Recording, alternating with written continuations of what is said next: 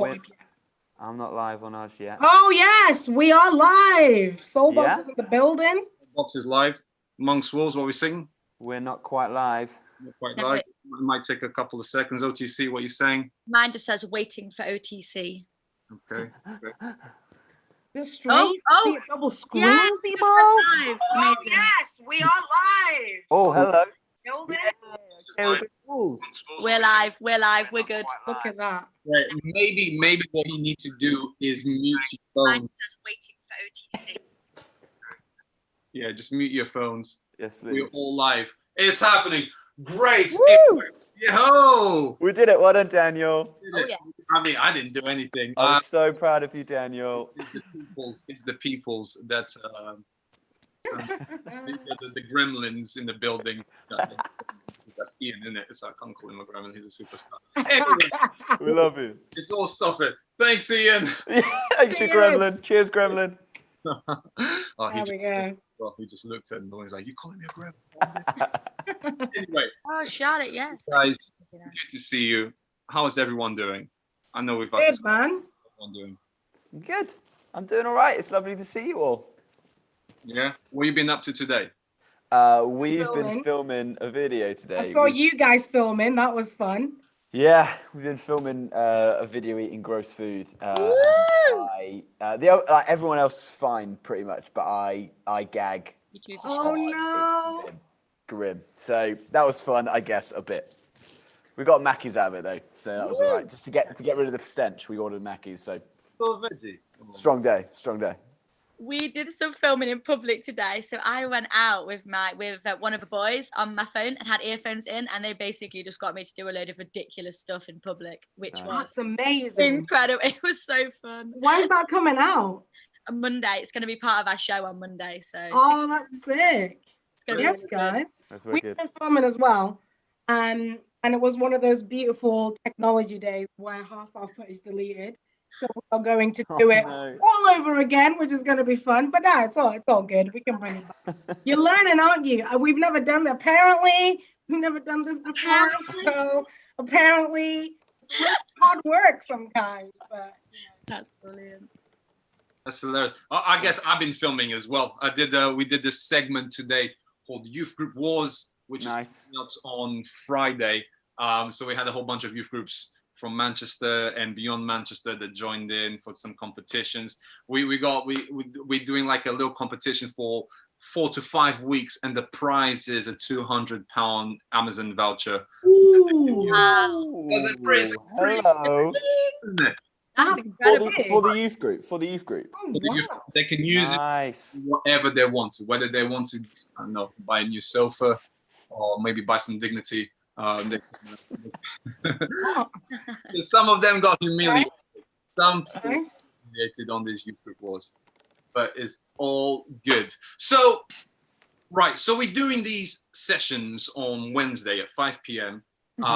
It's called a whole bunch of people joining in. I'm seeing some people, hey, what's happening, everybody? That is on YouTube.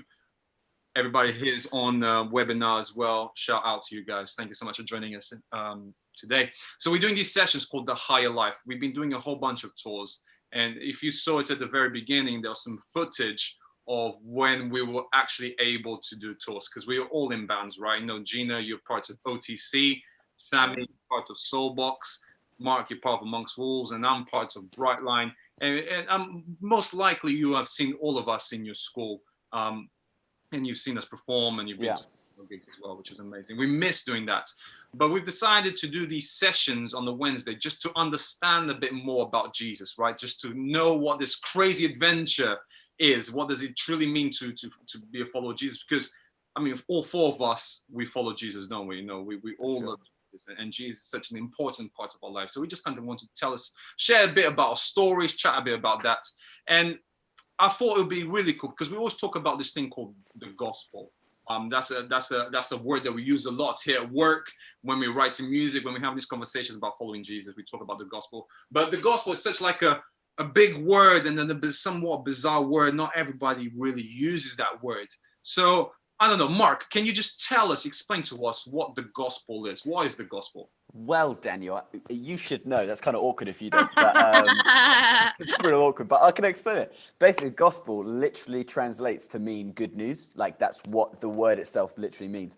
And it encompasses a story that is the best news you can ever hear, because it's a story that tells you that you are loved. It's a story that tells you that you are significant, that you've been created for a purpose, that there is a God who isn't some weirdy beardy on a cloud, but actually passionately loves you. Like that's amazing, right? And it tells us this story of this God who gave up everything so that we could be in relationship with him, like giving up even his own life when we've screwed up, when we've done things wrong, giving in his own son, giving up his life to say, actually, you know what? Like, I love you this much that I would even die for you.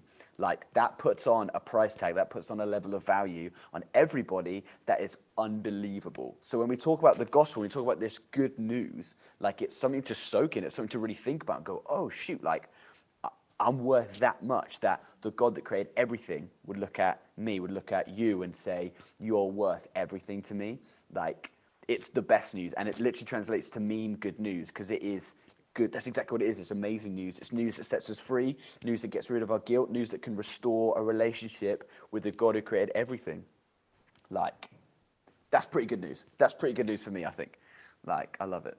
That's sick. So I guess, so when we hear this good news, I mean, is there something that we need to do about it, or do we just, because I mean, when I get good news about something, sometimes I know I want to celebrate, especially if it's a friend of mine said, like, this has happened to me, like I know a friend of ours, Judith, got engaged, and that's pretty good news. And, and like, let's have a party, which I guess that's what, you know, we celebrate that. So hearing this good news, because the stuff that you're saying, Mark, is genuinely life-changing, isn't it? Yeah. You're going from just, I mean, and we talk about this, you're going from just existing, or even worse, we know we're going from being dead because of our rebellion against God to be fully alive. That's the opportunity to have true life.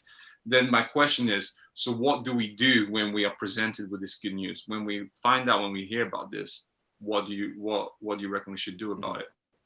Well, again, another core thing about it is it addresses me. It addresses me and who I am. It addresses the stuff that I've done wrong. It addresses the things that keep me up at night. It addresses the things that hurt my head. It addresses the things that maybe I've done that have hurt people or hurt myself. And it says, actually, you know what? There's a God who loves you so much. He sees your potential. He says, you can be so much more than the life you're living right now. Like you're saying, you're going from dead to fully alive. Like God sees us in our situation we're in and says, that's not enough for you. You're worth so much more than that. Here's an opportunity to get the best life. And it's not about getting stuff, but there's gifts that come with it, right? There's things that come with it. And one of the main things is we get to be in relationship with the God who created everything. But it does, like you said, it requires action. It requires something to happen. And it requires us to say, you know what, all that stuff that I've done, all that stuff that has damaged relationships between me and myself, between me and my mental health, between me and my friends, between me and my family, between me and God, all those things that I've done that have damaged that, actually, like, I now have the privilege and the opportunity to be able to go, you know what, I want to leave that past behind me. I want to leave that hurt behind me, get to invite Jesus into our life right now so that we can say, I want to live for you for the rest of my days. Like, and that's the switch that has to happen, is it says, you know what, we recognize the brokenness, recognize the hurt, recognize the stuff that isn't quite right, or stuff that like that is in us that is broken, and we say, you know what, I recognize that, and I don't want to live like that anymore. And we get to invite Jesus into our life, which means basically being like, you know what, God, I can't do this on my own, but through God's strength, through who Jesus is, this perfect human, this perfect being, giving us access to his like arsenal of gifts, like peace, like love, like joy, like all of these things that can help us live that life that is that one step closer to God, that one step closer to Jesus, day by day by day, so that every single day we get an opportunity to say, fresh start, like, let's go again. And I want to be led by those principles of who God is. I want to be led by love. I want to be led by peace. I want to be led by everything that Jesus is, self-sacrificial, peace giver, warrior, like a fighter, someone who stands up for people who are oppressed, someone who stands up for that kid that's getting bullied, someone who stands up for entire cultures, for entire people, and says, you know what, these are the principles we live by. And it's a complete switch up to be like, I'm now going to live the life that I was always destined to have, which is the one that God's created you for. So there's a big switch, but it just starts that little movement of saying, I'm really sorry. Like, I'm sorry for that stuff that I've done. Come into my life so I get access to like just like the world of more stuff that's even better and anything more than where we are right now. That's really cool, man. Thanks for that. Man, there's this, and for those that want to, you know, on the webinar and on YouTube, on whether you're watching it on LTC or maybe a Soulbox's page or Monk's Wolves page or even Brightline page, and you got questions, just this type of question in the comments, we'll read it and we'll do our best to answer those questions. And it's the same thing here on the webinar. If you got a question, just type it in the Q&A and we'll look at it and we'll answer those questions as well. But you know what, Gene, I'm gonna ask you this question because this is a really cool question. This is from someone called Lucy, and it says this: that how did you get into the gospel? How did you get into it? How did you start following Jesus? Like, I guess, what is your story? Yeah. Go for it. Awesome. So I was brought up going to church. My mum always took us to church, maybe like once every month, once every 2 months. And I always felt like I belonged. I always felt very welcomed, very loved, very looked after. But long story short, my mum and dad split up, and about that time, we just never went to church anymore. We sort of left all of that. And that was probably from the age of about 12 to the age of about 17. It was this time when I just didn't go to church, didn't have anything to do with it. But every year I went to a big camp that my friend would invite me along to called Spring Harvest. And it would only be once a year, anything churchy, only once a year. But I'd go and I'd meet great people and I would hear things. I would hear the fact that, like Mark was sharing, that Jesus loved me, that Jesus died for me, that no matter what I've done, I still have inherent value. I'm still valuable. There's still a point of me being here. I'd hear all these things. And I believe at that moment that was God speaking to me. I believe that that's when God started speaking into my life and saying, this is for you, Gina. Like, this isn't just words from a person on a stage. Like, this is for you, because I'm telling you, I'm speaking through that person to tell you that you are valuable and that I know you. I know everything about you, everything you've ever done wrong, everything that you like about yourself, that you don't like about yourself. And I still love it. And I want to be a part of your life and I want to know you. So every year I'd come back from that camp and I'd be like, oh my days, like, I know this is for me. Like, I know this is God talking to me, but what do I do about it? So then, long story short, I go to university and I start to go to a church and just get myself surrounded by great people. And just start speaking to God, just starting a conversation with God and being like, if you're there, if you're real, show up, like, let's do this. Sick, amazing, man. So cool, so cool. Well, I asked this question last week to Jacob when we did this, and I'm going to ask you the same question, Sammy. You know, what do you think? You know, when people, especially when talking about Christianity and following Jesus and that kind of stuff, I feel like sometimes people have misconceptions of what it means to follow Jesus. What do you think are some of the misconceptions that people have about following Jesus and about Jesus himself?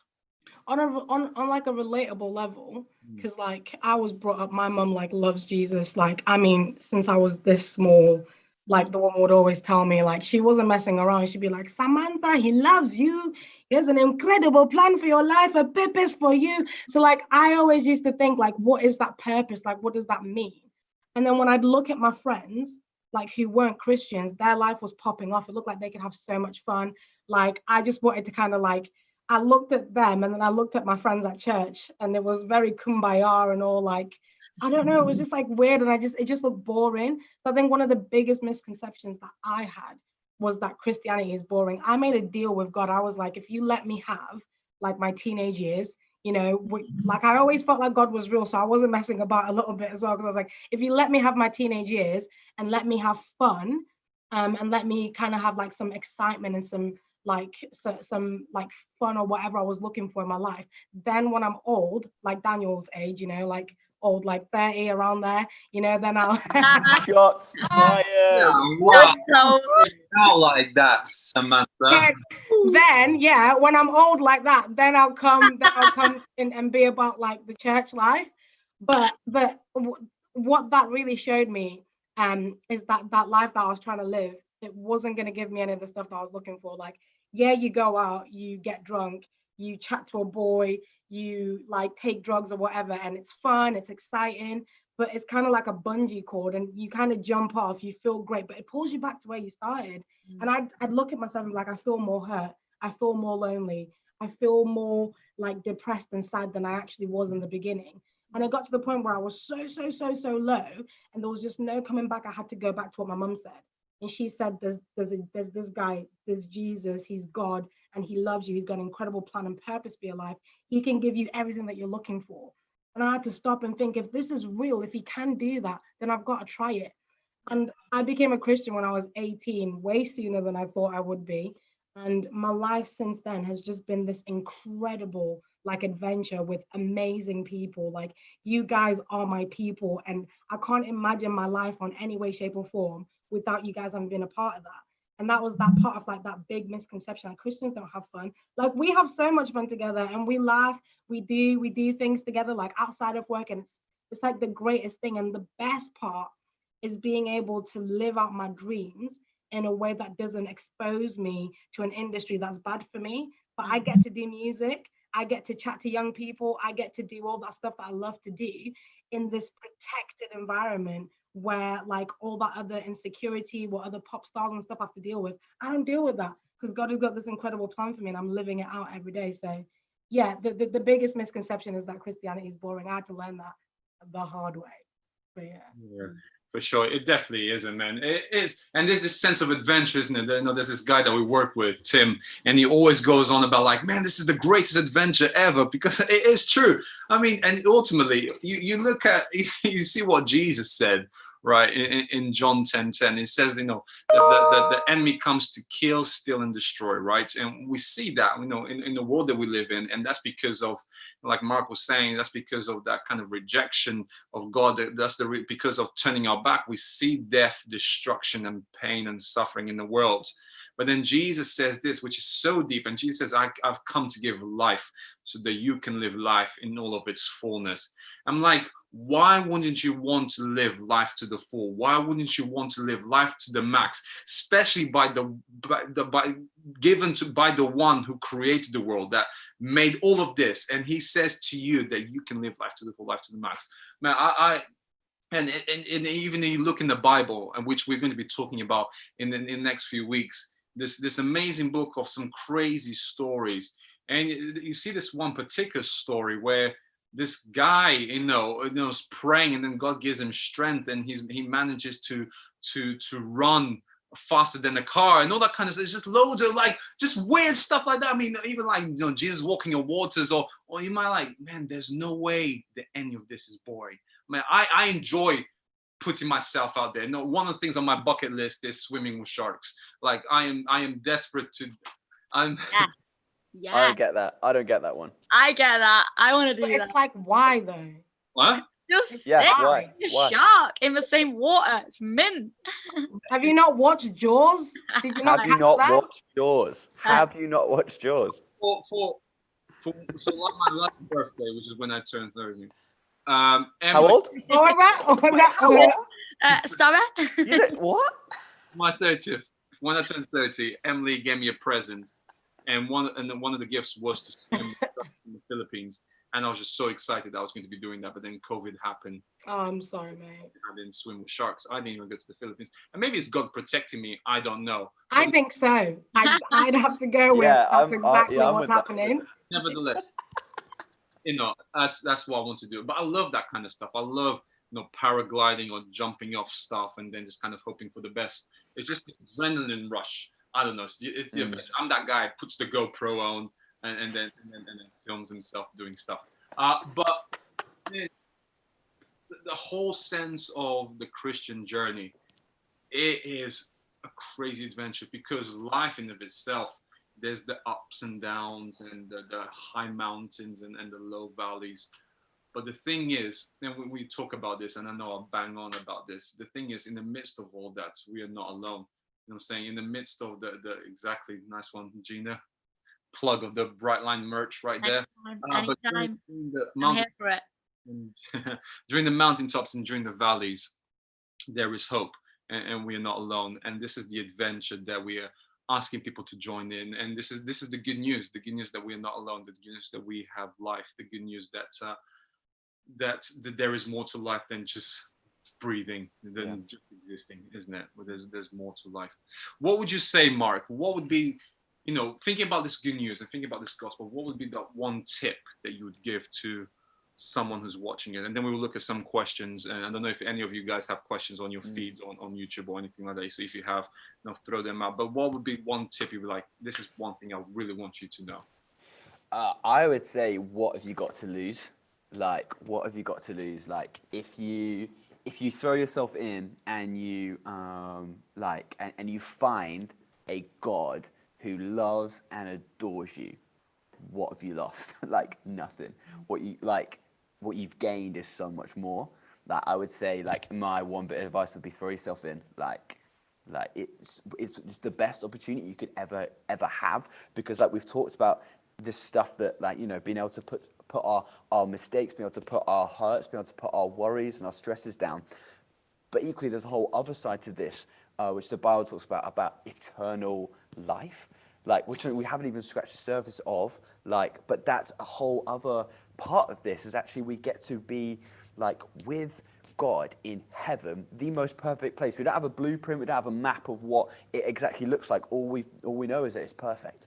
And, like, that's where I want to be. Like, I like perfect. That's great. That sounds good to me. That's a good description. Like, I'm fine with that. Like, whatever that looks like, great. Let's go. Like, so, like, there's that as well. Like, there is so much to this gospel. There is so much to this God that we will never be able to scratch the surface on Zoom, let alone in our own personal lives. Like there's so much of this stuff. So my one tip, I got distracted by how excited I got, but my one tip would be, like, throw yourself in. You have nothing to lose. Like, yeah, there you go. That's amazing. Thank you so much. One last question for you, and then we'll look at these questions.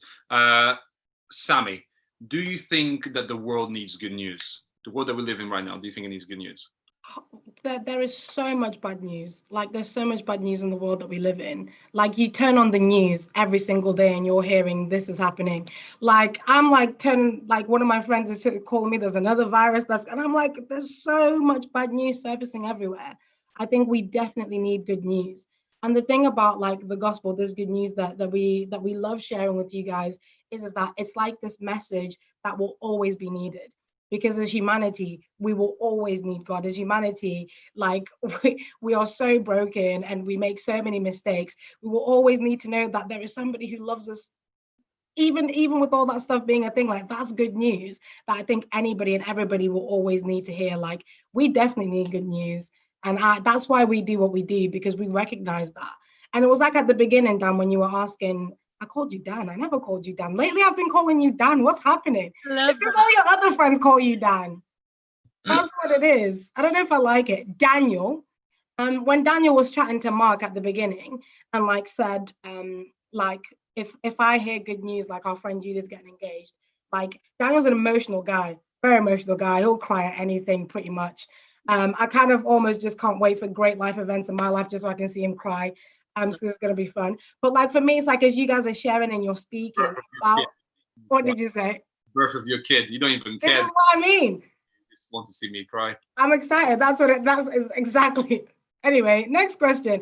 No, like, when you hear good news, there's this side of you that wants to just go and share it and be with and like let everybody know about it. Like, with the gospel, with this good news that we share about, it's like it is a edge of the seat thing. I'm on the edge of my seat as each of you were, like, chatting and speaking, because I'm like, this is amazing. It's so exciting. I want everybody to hear about it because it is that exciting. And I think it's one of those, just to quickly end with what, like, it's like the greatest and most simple, like, example of all time is that if I found a cure for the worst disease in the world, if I found it, why on earth would I keep that? I'm going to tell everybody. I'm going to, like, look, I found the cure for this disease and you don't have to have it anymore. Here it is. Like, we believe that we found the cure for brokenness, for loneliness, for depression, for all these different things. Like, there's this hope there's this hope, this person who loves you, that wants to be with you in that, and all those ups and downs of life. You're not alone. There's this incredible news, and we want to share it with everybody because that's what good news is about. So yeah, man, you're gonna have me on this big massive rampage. Like you need to take away the microphone from me because I won't Preach that noise. Preach that noise. stop. Good, man. It's good. It's good. It's good. It's good. I'm going to ask a question for the people that are watching it. So if you're watching on OTC or Soulbox or Monks Wolves or Bright Line or on the webinar, I'm going to ask you this question. What parts of your life do you think that need good news? What parts in your life need good news? So let us know in the comments. Maybe type it out, and we'll end up praying for you as well, which would be cool. Someone asked, I don't know if you guys have had any questions on your lives. You have, yeah? Yeah. Well, we've had a question come straight through onto our Instagram. Okay, cool. Do you want to answer that, and then I can answer some of this? Well, I want to put it out to the group because I feel like it's a really good question. And I don't know if you're watching, but your name, when people put their names with like loads of letters, I have that on my Instagram. So I actually can't pronounce your name as much as I would love to try to. But we got a question saying,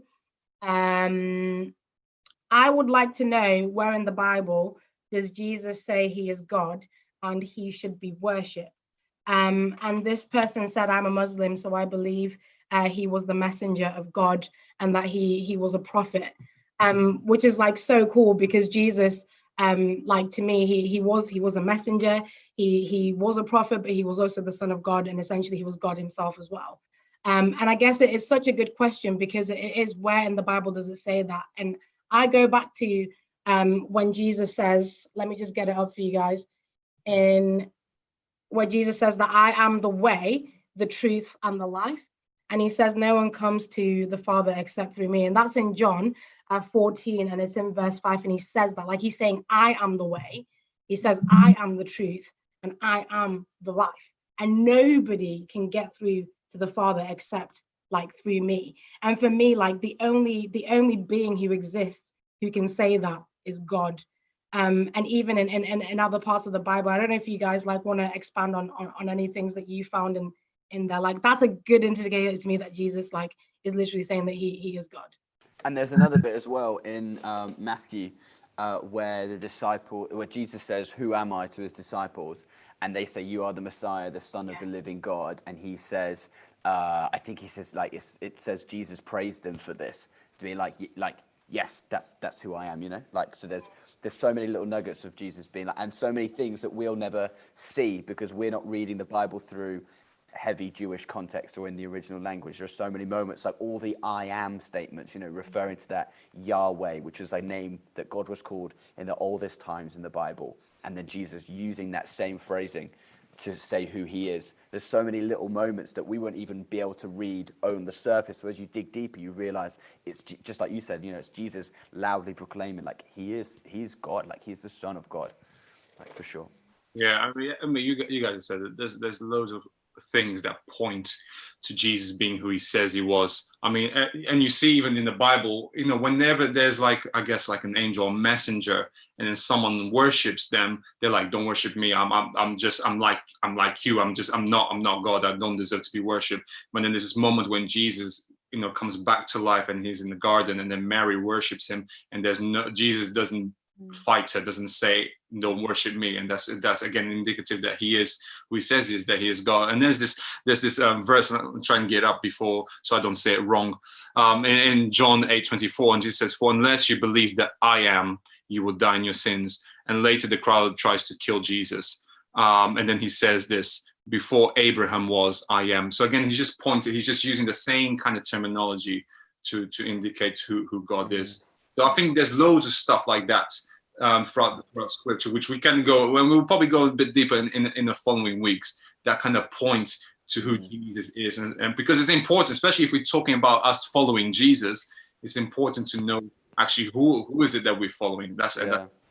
Yeah, no, 100%, man. Thank you so much for sending in that question. And like, obviously, like you've obviously DM'd us, and feel free to like keep the conversation going and stuff. Like, we'd love to continue that conversation and hear what you have to say as well. Yeah, for sure.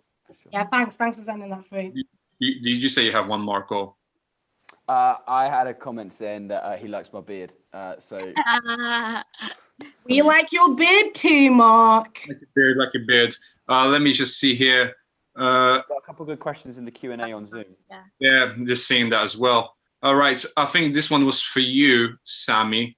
Would you rather be as famous as Beyonce or do what you're doing now? By the So like I kind of touched on it a little bit, but the thing is with like even if we just talk about music as a whole, so I love Beyonce growing up. It's really funny that you should say that. But I loved her. But when I deep it now as an adult and I'm listening to to the lyrics and the things that a lot of pop culture has to say, not all of them, but a lot of it, it's really negative. And all these like people are feeding into that, into this like culture that makes us feel like, even just as a girl, like I start to feel like I'm not worth anything. Like I don't know about you, Gina, when you listen to music, but I'm like, oh, the only thing I can do is grow up, get a big bum, shake it about. Maybe a guy will like me, just maybe, because that's what music tells me. And then when you see what it has to say about like a lot of like males and stuff, it will say like you guys have to go out, live an aggressive lifestyle, like sleep with so many people and do all this stuff. It's like so many things that are just not what life is about. And all these celebrities, they feed into this culture, which affects the way that we live as just human beings in general. And that was just like two examples, but like it's like we start to take on this way of living and think it's right, but it's not. And that living that doesn't bring you anything really. Like I said, for me, it got me to a point where I was just so broken and I felt so alone, and like so depressed within who I was as a person. And then I looked to what Jesus has given me, and like what we get to do when we go into schools and we tell young people God loves you, there's an incredible plan for your life and a purpose for your life, and you see what that does for somebody. Like I may never have the money and the status and all that stuff that Beyonce has, but I know for a fact that like I'm doing what I believe God has called me to do, which is to spread this message of good news and this hope. And like I guess to answer your question, I would much rather do what I'm doing. And I hope that if it was ever offered to me, like I would be able to stand firm and say, do you know what, this is what I'm about, and I don't want to give into that. If I was ever to have that platform, I would want to spread some goodness and some life-giving lyrics and songs, and which is what we're about as bands here. So yeah, I hope that Going off like the back of that as well, this is like I'm really like just excited about talking about this kind of stuff, because for me, I studied music at university. I was this was when I wasn't really taking my faith seriously. I wasn't really following Jesus. I wasn't going to church that much. But it was first year of university and I was studying music, and I'll just gig all the time, like 2 or 3 times a week. I'll be gigging. It would be everything that I was about, like all my social media. It was Gina Atkins, the singer, Gina Atkins, the performer, and it just became everything, to the point when like I did not believe that I was worth anything without it. Like if I wasn't gigging or if people weren't asking me about my gigs, then I just didn't feel like I had any value or any worth. And that was all before I started working like with a message as a part of OTC, and seeing that now, seeing how just accepting that in through the eye, like Jesus sees me as enough. Like even if I never sang ever again, I would be enough. Like if I never did anything else ever again, I would be enough, just because I'm here and I'm in a relationship with God. So all that to say, like it's similar to what Sammy's saying, I definitely would rather do what I'm doing now, potentially have less recognition, but it actually potentially I know, definitely have less Beyonce, we are coming for your fans. You know, we're getting up there, we're chasing you up. I mean, you never know. But yeah, on a serious note, like I am never going to be Beyonce, but I don't have to worry about like my whole identity being wrapped up in that. Like I can just chill. If I have a day when I don't feel like I've done much, that's okay. Like I'm enough. So yeah. Just quick shout out to Alex Malcolm Smith as well, who's just DM'd. If you're watching this as well, I think me and Gina just like gave into that because they were asking when and what made you get into a band. So yeah, we hope that answers you as well, Alex. Yeah, I love your confidence that you're going for Beyonce's throne, Gina. We're coming for you. Let's go, Gina. I just want to be a friend, really. I just quite like to grab a coffee. Someone asked this question, and I got 2 more questions, and then I'll pass it to and I'll ask one more thing to Mark. And maybe just one quick tip, Gina. You're singing. What's your songwriting tip? Okay. I was asking because she's a singer. What's your songwriting tip? What's the one thing you're like, cool, boom, do this? Yeah. Especially with your background in terms of trying to dethrone Beyonce. Wow, I feel like there's been a lot of weight on this answer now. Yeah, in all seriousness, my songwriting tip, if you're wanting to write a song, you've got to really, really focus and spend a lot of time on what you actually want that song to say. You've got to almost find the gap. You've got to find something that nobody else is talking about and talk about it and like start a conversation about it. That's obviously what we do when we talk about our faith in our music. But it could be about anything. Just find a gap, find something that nobody's talking about and something that you're passionate about, and then just write music about it. That would be my tip. Amazing. Great. Mark, I'm going to ask you this question because I know Gina spoke about this and Sammy spoke about this as well. Someone asked us on YouTube. I might have not been here to hear, but how did you decide to follow God? What made you follow God? Real quick. Why did you? I grew up in a Christian family and kind of went through the motions for most of my life without really allowing it to affect me. I kind of, I'd heard about God, I'd heard about Jesus, and I was like, yeah, great, cool. And it kind of got to the point where I was like, and Jesus died for you, and I was like, fine, like, all right, like, what does that do? I don't know. Okay, great. And I kind of got to the point where I was just almost like apathetic, as in like I had no reaction. It had no change in my life. I had no reaction. And then I went to a festival called Soul Survivor, which is like 12,000 teenagers camping in a muddy field. I was like, that sounds pretty sick. So I went and went with a few friends from a youth group, and it completely changed my life because it's the first time that I sort of witnessed like 12,000 other teenagers, like actually like people my age, like interacting with Jesus and letting it change their life. And there was something different about these people. And I was like, right, okay, I think I've been sleeping on this. I need to get in on this. I need to do something about it. I need to allow this in. And from that day, like things started to move and things started to change in my life. And it was literally that moment of being like, right, today I'm going to let this affect me. I'm going to like, and I, as if I had the control, but this was like my viewpoint of it. I was like, right, this time I'm going to investigate. I'm going to ask questions, like the question we had from the question from Soulbox, like, ask these big questions, start to unpack it, like what does it mean? I don't want to just blindly follow. I want to be in, and I want to be all in. So start to investigate, ask questions, and eventually found out for myself that it's true. It's real, that there's a God that exists, that loves me, that does miracles, that changes lives, that completely transformed me from a bright mug to a more manageable mug. And God does amazing things. He does amazing things, and he's done awesome things in my life, and he absolutely can do the same thing for you too. Question who's listening, that wasn't a go at Daniel, but he can do amazing things. Nice one. Even in a 30-year-old. Do you still stand by having us with you today, Daniel? Oh man, I'm rotating you now. I'm rotating you. Yeah. Hilarious. I feel like I got more energy than the three of you anyway, so. Oh, Grandpa throwing shots. Hey. Sammy, we'll talk afterwards. Don't worry. Afterwards. That's amazing. Someone said, I don't know if you guys have seen it, but I'll say out here. Someone said, I'd love to have good news during lockdown because lockdown has been a bit stressful, and I feel like a lot of people have felt it. I felt that as well. Just the stress, the maybe anxiety, just the like, what's going on? And this good news is available for everyone, isn't it? This good news is available for everyone. This hope is available for everyone. This peace is available for everyone. This love is available for everyone. This life is available for everyone, like Mark said. And that is available because of what Jesus did. That even though we had rebelled against God and deserved separation forever, he made a way, and that's Jesus, the perfect path, the perfect way. Even like when Sammy said, when Jesus says, I am the way, the truth, the life, that's who Jesus is. Jesus is all of those things.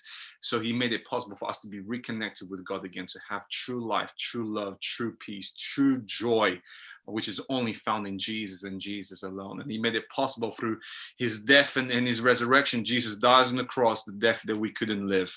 The death that we couldn't take because it's a horrible death, the death that we deserved. Jesus takes it upon himself, and then Jesus comes back to life, defeating all of those things and giving us an opportunity to join in this friendship with him, in this life to the full with him. The only thing we need to do is repent which is switching up, turning around, turning from 180 degree, from being part of the problem and being part of the rebellion to being part of what God is calling you to be, being part of the solution. And that is the good news. And that is available for everyone. And maybe if you're watching this, maybe you've made a decision at some point, or probably on one of our live shows, maybe you've been to a higher tour gig and you made a decision. You're one of those people that stood up and said, yes, I want this life. I want to follow Jesus. Then shout out to you guys. Nice one. Well done. Maybe this is the first time you're hearing this, and this is available for you. And if that's something that you want to do, if you want to follow Jesus, just write it down in the comments. Say, yes, I want to do that. Send us a DM. Say, you know what? I was watching your webinar. I was watching you live on YouTube, and I want to be part of this. Tell me more. Let us know, because we want to chat with you. We want to really join this adventure with you, because it is an adventure. Following Jesus is not, it's not a boredom thing. It's not a boring thing. It's entering into this life in all of its fullness adventure, and knowing that during the good times and the bad times that he is there with you. Guys, thank you so much for joining in. Thank you so much, Gina, Sammy, and Mark. Really appreciate you giving your evening to be part of this. If you want to join the webinar next week, make sure you just, make sure you follow all of the socials, follow OTC, Brightline, Amongst Rules, and Soulbox. Make sure you see the link in the description in the bio to join the webinar. Thank you so much. We love you guys. You are amazing. God loves you. Any last words, guys? See you next week. See you next week. See you next time, guys.